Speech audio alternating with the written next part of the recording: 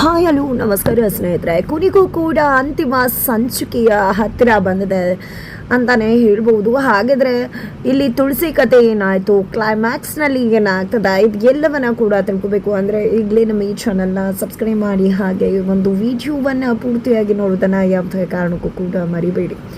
ಇಲ್ಲಿ ತುಳಸಿ ಅವರು ಝಾನ್ಸಿಯನ್ನು ತನ್ನ ಕಪಿಮುಷ್ಟಿಗೆ ತೆಗೆದುಕೊಂಡಿದ್ದ, ತನ್ನ ಮಗನ ಜೊತೆ ಮದುವೆ ಮಾಡಿಸ್ಬೇಕು ಅಂತ ಹೇಳಿ ಮಸ್ತ್ ಪ್ಲಾನನ್ನೇ ಮಾಡ್ಕೋತಾರೆ. ಈ ಪ್ಲಾನ್ ಫ್ಲಾಪ್ ಆಗುತ್ತೆ, ಬಿ ಪ್ಲಾನ್ ಫ್ಲಾಪ್ ಆಗುತ್ತೆ. ಸುಮಿತ್ರಾ ಅವ್ರು ಕೂಡ ಎಂಟ್ರಿ ಕೊಡ್ತಾರೆ.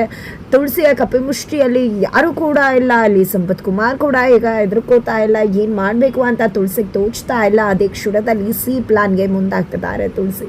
ಇತ್ತ ಕಡೆ ಝಾನ್ಸಿಯನ್ನು ನೀನು ನನ್ನ ಮಗನನ್ನು ಮದುವೆ ಆಗಲೇಬೇಕು, ಇಲ್ಲ ಅಂದರೆ ನೋಡು ನಿಮ್ಮ ತಾತನ ಕಥೆಯನ್ನೇ ಮುಗಿಸ್ಬಿಡ್ತೀನಿ ಅಂತ ಹೇಳಿ ಅಪ್ಪನ ಕಥೆಯನ್ನೇ ಮುಗಿಸೋದಕ್ಕೆ ತುಳಸಿ ಅವರು ಮುಂದಾಗ್ತಾರೆ. ಇಂಥ ಪಾಪಿ ನೀನು, ದುಡ್ಡಿಗೋಸ್ಕರ ಆಸ್ತಿಗೋಸ್ಕರ ನಿನ್ನ ತಂದೆ ಪ್ರಾಣನೇ ತೆಗೆಯೋಕೆ ಮುಂದಾಗಿದ್ಯಾ ನೀನು ಅಂತ ಝಾನ್ಸಿ ಕೇಳೋದಕ್ಕೆ, ಈ ಒಂದು ಹಣ ಆಸ್ತಿ ಅಂತಸ್ತಿನ ಮುಂದೆ ಯಾವುದೇ ಒಂದು ಸಂಬಂಧ ಕೂಡ ಯಾವುದೇ ಲೆಕ್ಕಕ್ಕಿಲ್ಲ, ನನಗೆ ಬೇಕಾಗಿರೋದು ಆಸ್ತಿ ಮಾತ್ರನೇ ಅಂತ ತುಳಸಿ ಹೇಳ್ತಾರೆ.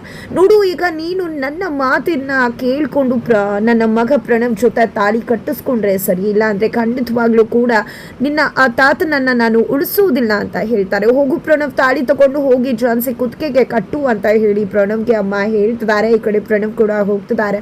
ಬೇಡ ಅತ್ತೆ, ದಯವಿಟ್ಟು ಬೇಡ ಅಂತ ಝಾನ್ಸಿ ರಿಕ್ವೆಸ್ಟ್ ಮಾಡ್ಕೋತಾ ಇದ್ರು ಕೂಡ ಇಲ್ಲಿ ತುಳಸಿ ತನ್ನ ಮಾತು ನಡಿಲೇಬೇಕು ಅನ್ನೋ ಹಠಕ್ಕೆ ಬಿದ್ದಿದ್ದಾರೆ. ಇದರ ನಡುವೆ ಇನ್ನೇನು ಝಾನ್ಸಿ ಕೊರಳೊಡ್ಡಿ ತಾಳಿ ಕಟ್ಟಿಸ್ಕೋಬೇಕು ಪ್ರಣವ್ ಹತ್ರ. ಅಷ್ಟರಲ್ಲಿ ನಾಗಾರ್ಜುನ್ ಸಿಡಿದೇಳ್ತಾರೆ.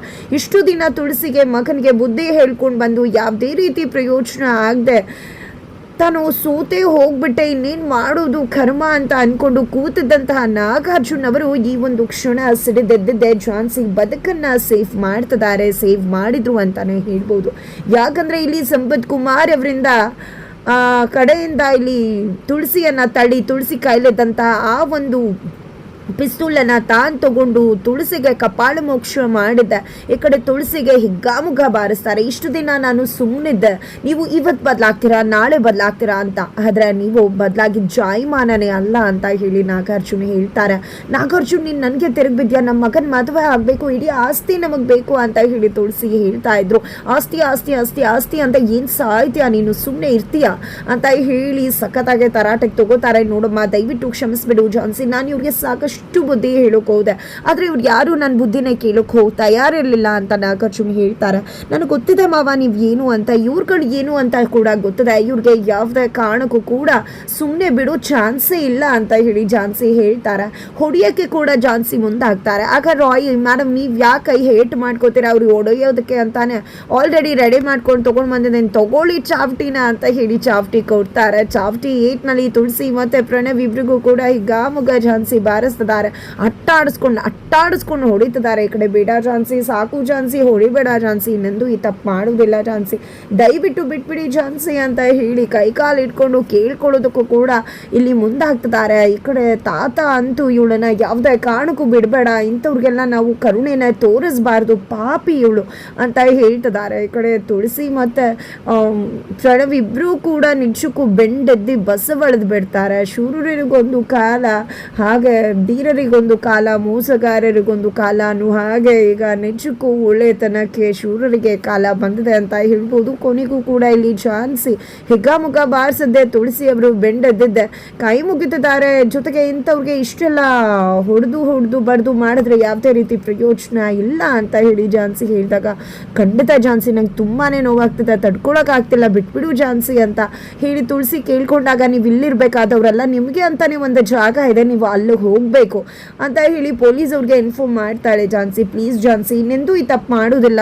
ದಯವಿಟ್ಟು ಕ್ಷಮಿಸ್ಬಿಡು ಝಾನ್ಸಿ, ದಯವಿಟ್ಟು ಕ್ಷಮಿಸ್ಬಿಡು ಅಂತ ಕೇಳ್ಕೊಂಡ್ರು ಕೂಡ ನಿಮಗೆಲ್ಲ ಕ್ಷಮೆನೇ ಇಲ್ಲ ಅಂತ ಝಾನ್ಸಿ ಹೇಳ್ತಾರೆ. ಅತ್ತ ಕಡೆ ರಾಘು ಕೂಡ ಯಾರು ಒಂದು ಸೇಟು ಬಂದು ಪಲ್ಲವಿ ಒಡವೆಗಳನ್ನ ಸುಳ್ಳು ಅಂತ ಹೇಳಿದ್ರು ಅವ್ರ ಬಳಿಗೆ ಹೋಗ್ತಾರೆ. ಅದೇ ಸೇಟು ಅನಿತಾ ಜೊತೆ ಸೇರಿಕೊಂಡು ಡೂಪ್ಲಿಕೇಟ್ ಒಡವೆಗಳನ್ನ ಅದೇ ರೀತಿ ಮಾಡಿಕೊಟ್ಟು ಅವತ್ತು ಅದು ನಿಜವಾದ ಒಡವೆಗಳಲ್ಲ, ಫೇಕ್ ಒಡವೆಗಳು ಅಂತ ಹೇಳಿದ್ದು. ಹಾಗಾಗಿ ಅನಿತಾ ಪ್ಲಾನ್ ಇಲ್ಲಿ ರಾಘುಗೆ ಗೊತ್ತಾಗಿದೆ. ಅದೇ ಕಾರಣಕ್ಕೆ ಸೇಟುವನ್ನ ಹಿಗ್ಗಾಮುಗ್ಗ ಬಾರಿಸಿ ಸತ್ಯವನ್ನ ಬಾಯ್ಬಿಡಿಸಿದ್ದಾರೆ.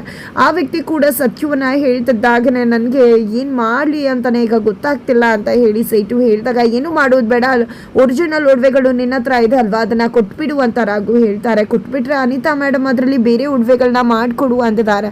ನಾನು ಏನು ಹೇಳಲಿ ಅವ್ರಿಗೆ ಅಂದಾಗ, ಏನು ಹೇಳೋಕ್ಕಾಗತ್ತೆ, ನೀವು ಒಡವೆಗಳನ್ನೇ ಕೊಟ್ಟಿಲ್ಲ ಅಂತ ಹೇಳು ಅಂತ ರಾಘು ಹೇಳ್ತಾರೆ. ಕೊಟ್ಟಿಲ್ಲ ಅಂದರೆ ಸುಮ್ಮನೆ ಬಿಡ್ತಾರೆ, ಪೊಲೀಸ್ ಅವ್ರ ಹತ್ರ ಹೋಗಿ ಕಂಪ್ಲೇಂಟ್ ಕೊಡುವುದಿಲ್ವಾ ಅಂತ ಸೀಟು ಹೇಳೋದಕ್ಕೆ, ಅದು ಒರಿಜಿನಲ್ ಒಡವೆಗಳು ಆಗಿದ್ರು ಕೂಡ ಅವಳದೆ ಅದು ಒಡವೆಗಳು, ಇನ್ನೊಂದೊಬ್ಬರ ಹತ್ರ ಕದ್ದಿ ತೊಗೊಂಡು ಬಂದಿರೋದು. ಅವಳೇನಾದರೂ ಪೊಲೀಸ್ ಅವ್ರ ಹತ್ರ ಹೋದರೆ ಖಂಡಿತ ಅವಳೇ ಸಿಗ್ಬಿಡ್ತಾಳೆ. ಅವಳ ಪ್ಲಾನ್ ಎಲ್ರಿಗೂ ಕೂಡ ಗೊತ್ತಾಗುತ್ತೆ. ಅದೇ ಕಾರಣಕ್ಕೆ ಅವಳು ಯಾವುದೇ ಕಾರಣಕ್ಕೂ ಕೂಡ ಪೊಲೀಸ್ ಅವ್ರ ಹತ್ರ ಹೋಗೋದಿಲ್ಲ. ನೀನೇನು ಯೋಚನೆ ಮಾಡಬೇಡ, ಸುಮ್ಮನೆ ಒಡವೆಗಳನ್ನ ನನಗೆ ಕೊಡು ಅಂತ ಹೇಳಿ ರಾಘು ಒಡವೆಗಳನ್ನ ತೆಗೆದುಕೋತಾರೆ. ನಂತರ ಇಲ್ಲಿ ಮನೆಗೆ ಮಿಥುನ್ ತನ್ನ ಫ್ಯಾಮಿಲಿಯನ್ನ ಕರ್ಕೊಂಡು ಬಂದಿದ್ದಾರೆ. ಬಿಕಾಸ್ ಅವರೇ ಆಲ್ರೆಡಿ ದುಡ್ಡು ಕೊಟ್ಟಿದ್ದಾರೆ. ಆ ದುಡ್ಡನ್ನ ಕೊಡಿಸಿ ತನ್ನ ಹೆಂಡತಿನ ಮನೆ ಕರ್ಕೊಂಡು ಹೋಗೋ ಪ್ಲಾನ್ ಮಿಥುನ್ಗಿದೆ. ಬಟ್ ರಾಘು ಯಾವುದೇ ಕಾರಣಕ್ಕೂ ಆ ಒಂದು ಪ್ಲಾನ್ಗೆ ಒಪ್ಕೊಳ್ದೆ ನಿಜವಾಗ್ಲೂ ತಾವು ಒಡವೆಗಳನ್ನ ಕೊಟ್ಟು ತನ್ನ ತಂಗಿಯನ್ನ ಮನೆ ಕಳಿಸ್ಕೊಡ್ಬೇಕು ಅಂತ ತೀರ್ಮಾನ ಮಾಡ್ಕೊಂಡಿದ್ದಾರೆ. ಅದೇ ಕಾರಣಕ್ಕೆ ಒಡವೆಗಳನ್ನ ಕೂಡ ತೆಗೆದುಕೊಂಡು ಬರ್ತಿದ್ದಾರೆ. ಇದರ ನಡುವೆ ಇತ್ತ ಕಡೆ ಪೊಲೀಸ್ ಅವ್ರು ಬರ್ತಾರೆ. ತುಳಸಿ ಮತ್ತೆ ಅವರ ಮಗ ಪ್ರಣವ್ನ ಅರೆಸ್ಟ್ ಮಾಡ್ತಾರೆ. ನಿನ್ನನ್ನಂತೂ ಬಿಡುವುದಿಲ್ಲ ಝಾನ್ಸಿ, ನನ್ನ ಜೈಲಿಗೆ ಕಳಿಸ್ತಿದ್ಯಾ ಅಲ್ವಾ, ವಾಪಸ್ ಬಂದೇ ಬರ್ತೀನಿ, ನಿನ್ನ ವಿರುದ್ಧ ಸೈಟ್ ತೀರಿಸ್ಕೋತೀನಿ ಅಂದಾಗ, ಏನಮ್ಮ ಇದು ನೀನು ಮಾಡಿರೋ ಕೆಲಸಗಳಿಗೆ ಸಾಕಷ್ಟು ಕೇಸ್ಗಳು ಬೀಳುತ್ತೆ, 14 ವರ್ಷ ಜೀವಾವಧಿ ಆಗತ್ತೆ, ನೀನು ಆಚೆನೆ ಬರೋಕ್ಕಾಗಲ್ಲ, ಸುಮ್ಮನೆ ಹೋಗ್ತಾ ಇರು ನೀನು ನಿನ್ನ ಮಗ ಅಂತ ಹೇಳಿ ರಾಯ್ ಹೇಳ್ತಾರೆ. ನಂತರ ಅಮ್ಮನ ಅಪ್ಕೋತಾಳೆ ಝಾನ್ಸಿ. ಅಮ್ಮ ಕೂಡ ಮಗಳೇ, ಇದೆಲ್ಲ ನನ್ನಿಂದಾನೇ ಆಗಿದ್ದು, ಅವತ್ತು ತಪ್ಪು ತಿಳ್ಕೊಂಡು ನೀನು ನನ್ನ ಮಗಳಲ್ಲ ಅನ್ಕೊಂಡಿದ್ದ, ಅವತ್ತೇನಾದರೂ ನಾನು ಬಂದು ನಡೆದದ್ದೆಲ್ಲ ನಿನ್ನ ಹತ್ರ ಹೇಳಿದ್ರೆ ಇದು ಯಾವುದೂ ಕೂಡ ಸಂಭವಿಸ್ತಾನೆ ಇರಲಿಲ್ಲ ಅಂತ ಹೇಳಿ ಅಮ್ಮ ಹೇಳ್ತಾರೆ. ನಂತರ ಏನಿಲ್ಲ ಪರವಾಗಿಲ್ಲ ಅಮ್ಮ, ನಿನ್ನ ನೋಡಿ ನಂಗೆ ತುಂಬಾ ಖುಷಿ ಆಯಿತು ತಾತ, ಈಗ ನಾನು ನನ್ನ ಗಂಡನ ಮನೆಗೆ ಹೋಗ್ತೀನಿ ತಾತ, ಇಷ್ಟು ದಿನ ನಿನ್ನನ್ನು ಒಬ್ಬನೇ ಬಿಟ್ಟು ಹೇಗೆ ಹೋಗ್ಲಿ ಅನ್ನಿಸ್ತಿತ್ತು, ಈಗ ಅಮ್ಮ ಇದ್ದಾರೆ ನಿನ್ನ ನೋಡ್ಕೋತಾರೆ ಅಂದಾಗ ಇಲ್ಲೇ ಇರಬಹುದಲ್ವಾ ಮಗಳೇ, ಇದೆಲ್ಲ ನಿನಗೆ ಸಂಬಂಧಪಟ್ಟಿದ್ದಲ್ವಾ, ರಾಘುನು ಕರ್ಕೊಂಡು ಬಂದು ಇಲ್ಲೇ ಇರಬಹುದಲ್ವಾ ನೀನು ಅಂತ ಹೇಳ್ತಿದ್ದಾರೆ. ಇಲ್ಲ ತಾತ, ಇದರಿಂದನೇ ಅಲ್ವಾ ಆಸ್ತಿ ಅಂತಸ್ತಿಂದ ಇಷ್ಟೆಲ್ಲ ಆಗಿದ್ದು, ಮನಸ್ಸಿಗೆ ಇದು ಯಾವುದು ನೆಮ್ಮದಿ ಕೊಡೋದಿಲ್ಲ ಅಂದಮೇಲೆ ಇದೆಲ್ಲ ಯಾಕೆ ಬೇಕು ತಾತ, ನನ್ನ ಗಂಡ ಕೂಡ ಸ್ವಾಭಿಮಾನಿ, ನನ್ನ ಗಂಡ ನನ್ನ ತುಂಬ ಚೆನ್ನಾಗಿ ನೋಡ್ಕೋತಾರೆ, ಖಂಡಿತ ನಾನು ಅಲ್ಲಿಗೆ ಹೋಗ್ತೀನಿ ಅಂತ ಹೇಳಿ ಇಲ್ಲಿ ಝಾನ್ಸಿ ಹೇಳ್ತಾರೆ. ಆಗ ಅಮ್ಮ ಎಮೋಷ್ನಲ್ ಆಗ್ತಾರೆ.